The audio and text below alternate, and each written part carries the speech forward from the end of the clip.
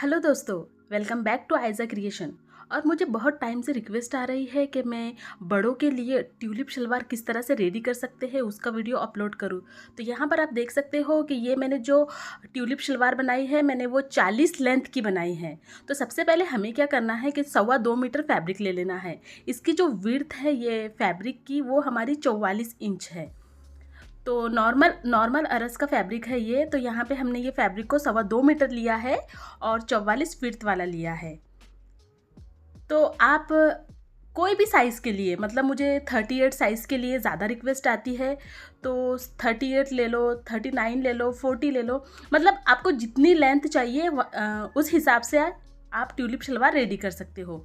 तो यहाँ पे मैं आपको बता दूँ कि मैं ये 40 लेंथ के लिए ये ट्यूलिप शलवार रेडी कर रही हूँ। मैं आपको पूरा मेजरमेंट बता दूँगी कि किस तरह से आप रेडी कर सकते हो। सबसे पहले हमें क्या करना है, इसके बॉटम में 2 इंच पे मार्क करना है। तो ये हम जो 2 इंच मार्क कर रहे हैं वो हम गोलाई देने के लिए मार्क कर रहे हैं। आप चाहो तो नोक वाली ट्यूलिप शलवार भी बना सकते हो और गोलाई वाली भी बना सकते हो। जो रेडी लेंथ है हमारी शलवार की वो 40 इंच है। तो यहाँ पे हम क्या करेंगे कि 38 इंच पे मार्क करेंगे और 2 इंच हमारा बेल्ट में आ जाएगा। तो इस तरह से हमारी पूरी 40 इंच रेडी हो जाएंगी। यहाँ पे मैं मार्जिन के लिए एक्स्ट्रा फैब्रिक नहीं छोड़ रही हूँ। उसका रीज़न ये है कि ये जो ट्यूलिप शलवार होती है ना, तो वो ज़्यादा लॉन्ग नहीं होती है, थोड़ी सी ऊपर होती है मतलब।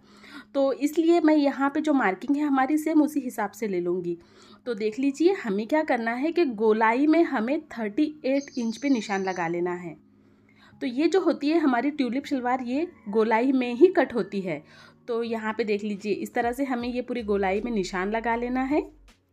और निशान लगाने के बाद आप क्या करें कि ये जितने भी पॉइंट है इन सभी पॉइंटों को मिला लें। आप चाहो तो 38 इंच की शलवार बनाओ तो 36 इंच पे मार्क कर लो, 2 इंच हमारा बेल्ट में आ जाएगा। तो जो मार्किंग हमने की है उसी मार्किंग पे अब हम कट कर लेंगे।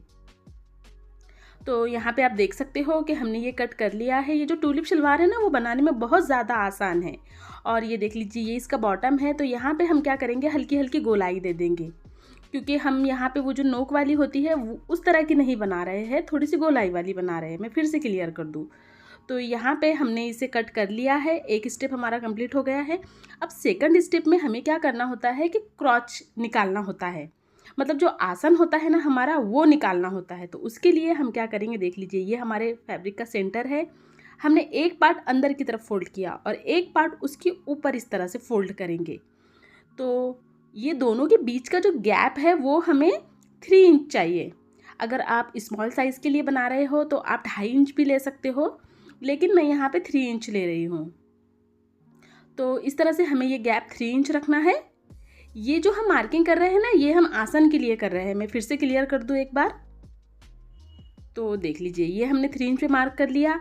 अब ऊपर से हम क्या करेंगे, 2 इंच बेल्ट के लिए छोड़ देंगे, क्योंकि यहाँ पे तो हमारी ऊपर से बेल्ट आएंगी ना। इसके बाद हम क्या करेंगे कि क्रॉच के लिए निशान लगाएंगे। तो जो क्रॉच के लिए हमें निशान लगाना है वो हमें 14 इंच पे लगाना है। इस तरह से ये 14 इंच पे आप क्रॉच के लिए निशान लगा ले और एक बॉक्स बना ले 3 इंच का, और इसे हम हल्की हल्की गोलाई दे देंगे। यहाँ पे ज़्यादा गोलाई नहीं देनी है, हल्की हल्की गोलाई दे देनी है। तो इस तरह से हम यहाँ पे गोलाई दे देंगे।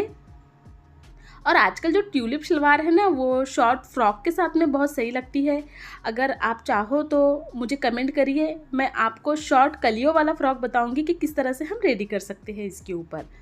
तो देख लीजिए हमने ये क्रॉच भी कट कर लिया है। मैं आपको एकदम स्टेप बाय स्टेप बता रही हूँ कि किस तरह से हमें रेडी करना है।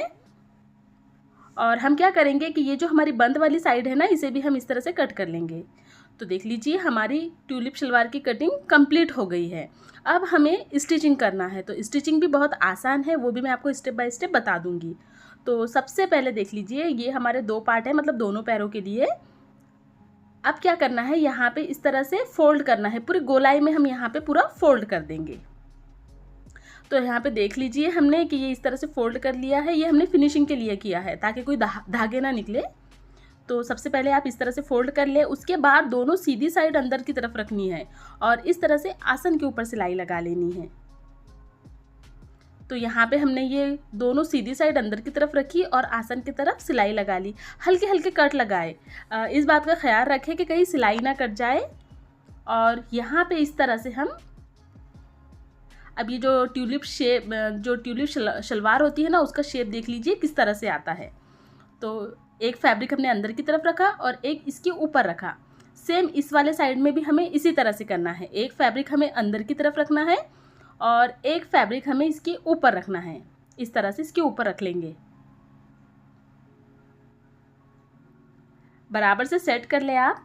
देख लीजिए आसन भी हमारा स्टिच हो गया है।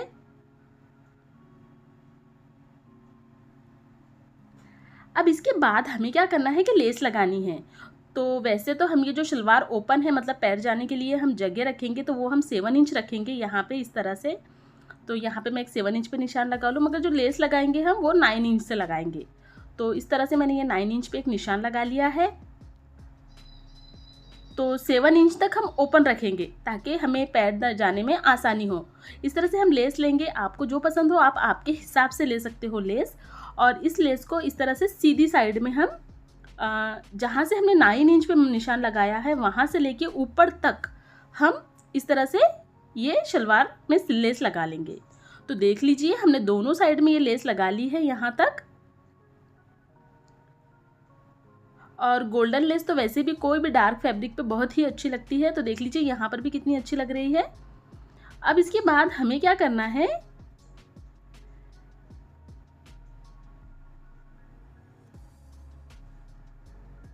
अब देख लीजिए ये नीचे वाला फैब्रिक है और ये इसके ऊपर वाला फैब्रिक है। तो यहाँ पे हम पिन अप कर लेंगे ताकि जब हम सिलाई, ये नीचे वाला पार्ट हमें छोड़ देना है और ऊपर के दोनों पार्ट लेना है और इसके ऊपर सिलाई लगाना है।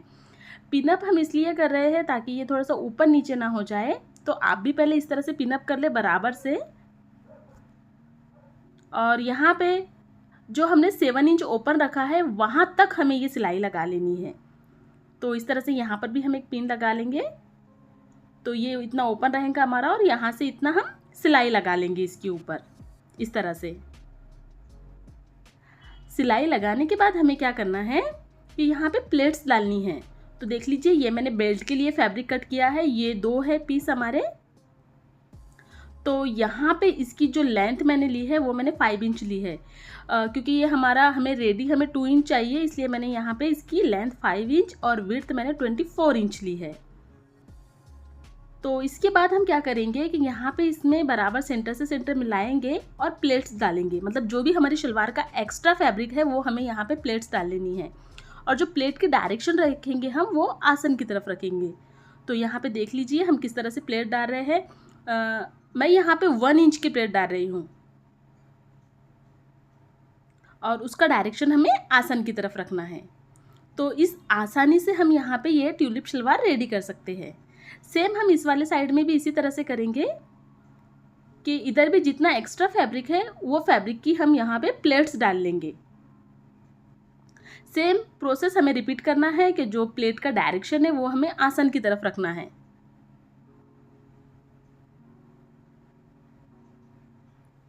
इस तरह आसान मेथड से आप ये ट्यूलिप शलवार बना सकते हो। मैं फिर से बता दूं, कोई भी साइज के लिए बना सकते हो आप। और जो इसका जो पीछे वाला साइड है वहाँ पर भी हम 2 प्लेट डालेंगे ताकि ये थोड़ी सी कंफर्ट रहे। और इसका भी डायरेक्शन हम आसन की तरफ ही रखेंगे। तो इस तरह से आप आपके लिए ट्यूलिप शलवार बना सकते हो। और यहाँ पे हम ये बेल्ट अटैच कर लेंगे। तो यहाँ पे आप देख सकते हो कि हमने ये जो बेल्ट है इसे अटैच कर लिया है इस तरह से सिलाई लगाकर। अब इसके बाद हमें क्या करना है कि ये जो बेल्ट है इसे हमें अंदर की तरफ फोल्ड कर लेना है। देख लीजिए पीछे से भी हमने ये 2 प्लेट डाल ली है। अब हम क्या करेंगे कि इस तरह से ये फैब्रिक को अंदर की तरफ रखेंगे और यहाँ पे बेल्ट भी रेडी कर लेंगे। और ये हमने इलास्टिक लिया है। वैसे ये जो इलास्टिक हम लेते हैं वो वेस्ट के हिसाब से लेते हैं। तो वेस्ट यहाँ पे 34 इंच है, तो उसमें से हम 6 इंच माइनस कर देंगे और 28 इंच यहाँ पे इलास्टिक की लेंथ ले लेंगे। और ये इलास्टिक को इस तरह से डाल के हम पूरे में सिलाई लगा देंगे। तो मैं इसका फाइनल लुक आपको बताती हूँ। तो यहाँ पे देख लीजिए ये एकदम सिंपल तरीके से हमारी ट्यूलिप शलवार बनकर तैयार है। आप भी आपके लिए रेडी कर सकते हो। अगर आपको हमारी ये वीडियो अच्छी लगी हो तो प्लीज़ हमारे चैनल को सब्सक्राइब करें और इस वीडियो को लाइक और शेयर करना बिल्कुल ना भूलें। हम इसी सिंपल तरीके से नए नए पैटर्न डालते हैं जो आपको बनाने में आसानी हो। वीडियो लास्ट तक देखने के लिए थैंक यू।